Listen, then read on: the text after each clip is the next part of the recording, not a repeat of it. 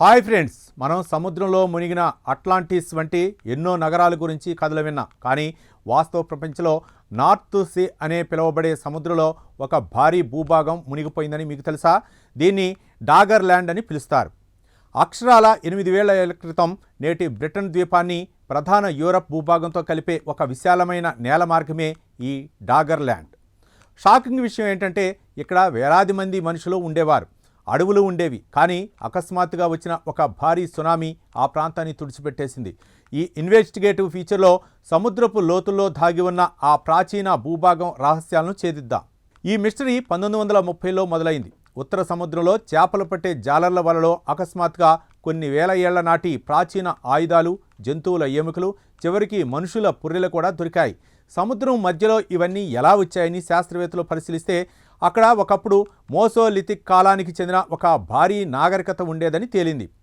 అసలు ఆ ప్రాంతం ఎలా మునిగిపోయింది?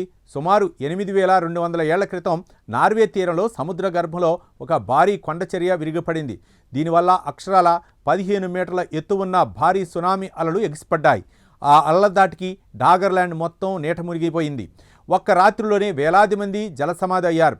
ఇది భూమి మీద జరిగిన అతిపెద్ద ప్రకృతి వైపరీత్యాల్లో ఒకటి.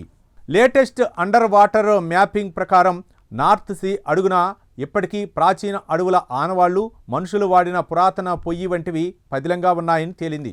శాస్త్రవేత్తలు అత్యాధునిక సోనార్ టెక్నాలజీతో ఆ కనుమరుగైన ప్రాంతాన్ని మళ్లీ మ్యాప్ చేస్తున్నారు.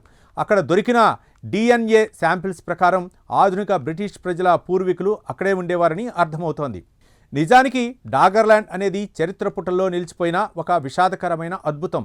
సముద్రపు అలల కింద దాగి ఉన్న ఆ భూభాగం ప్రకృతి ఎంతటి శక్తివంతమైనదో మనకు గుర్తు చేస్తోంది. చూశారు కదా ఫ్రెండ్స్, సముద్రంలో మునిగిన ఈ డాగర్ ల్యాండ్ గురించి మీరేమంటారు? కామెంట్స్లో చెప్పండి. వీడియో నచ్చితే లైక్ చేయండి.